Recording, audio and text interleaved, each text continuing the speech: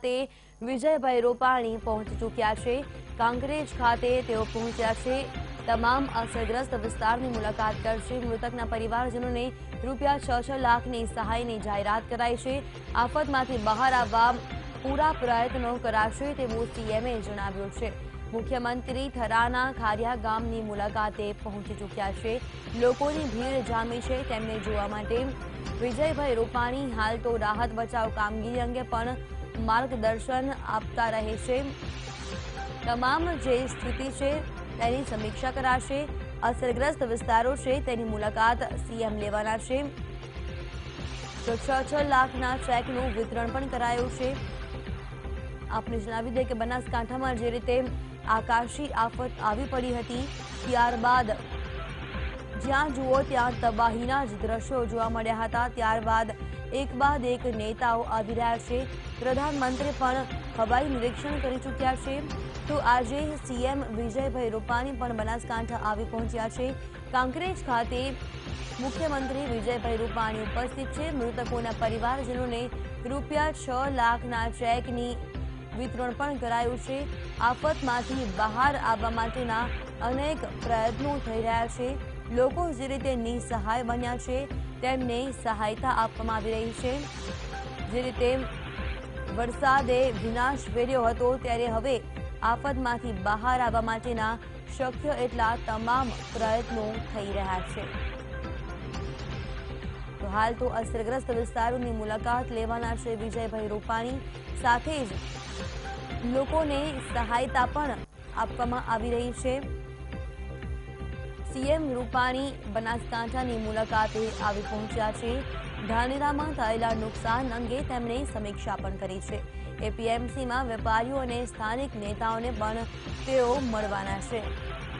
આપને જણાવી દઈએ કે એપીએમસીના વેપારીઓની ₹1,50,000ની બોરીઓ પણ જે રીતે નુકસાન થયું છે। વેપારી મંડળે 5 વર્ષમાં ટેક્સ વેરા માફીની માંગ કરી છે।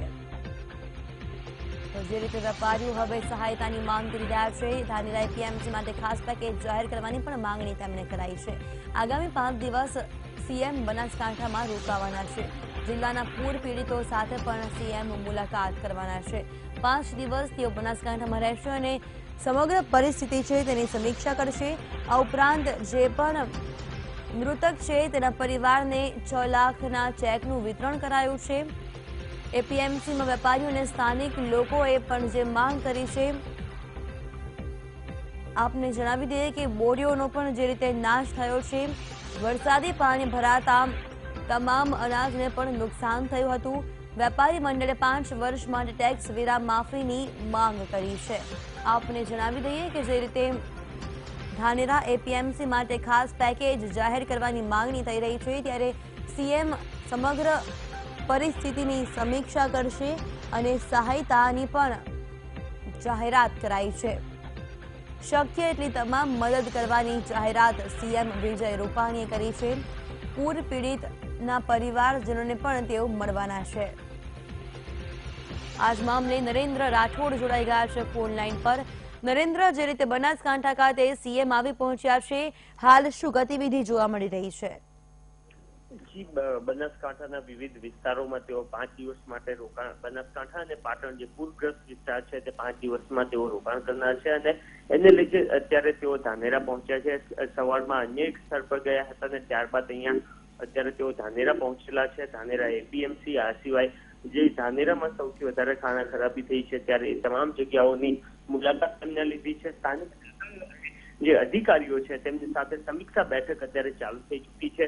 વેપારીઓ પણ આ બેઠકમાં છે અને વેપારીઓની માંગણી છે કે એપીએમસીમાં 1.5 લાખ કરતા પણ વધારે બોરીઓનું નુકસાન એટલે લગભગ 80 થી 100 કરોડ રૂપિયાનું જેટલું નુકસાન માત્ર ને માત્ર એપીએમસીનું છે। ત્યારે એ તમામ બાબતો પર રજૂઆત કરવામાં આવી છે। જે કેન્દ્રીય મંત્રી છે એમની સાથે વાતચીત થઈ હતી, એમને પણ જણાવ્યું છે કે પૂર પીડિતો માટે 500 કરોડની જે જાહેર કરવામાં આવે છે કેન્દ્ર સરકાર દ્વારા અને જો જરૂર પડશે તો કેન્દ્ર સરકાર વધારે નાણાં પણ ગુજરાતને પૂર રાહત માટે આપશે। આવું હરિભાઈ ચૌધરી કે જેઓ કેન્દ્ર સરકારના મંત્રી છે તેમના દ્વારા જણાવવામાં આવી રહ્યું છે।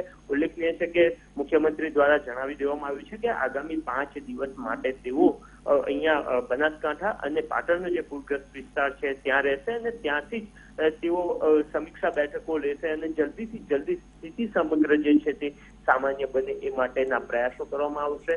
તેમની અધ્યક્ષતામાં તમામ મિટિંગો થશે અને તમામને માહિતગાર કરવામાં આવશે અથવા તો માર્ગદર્શન આપવામાં આવશે કે જલ્દીથી પરિસ્થિતિ સામાન્ય કઈ રીતના બની શકે. બિલકુલ નરેન્દ્ર, આભાર તમામ જાણકારી બદલ.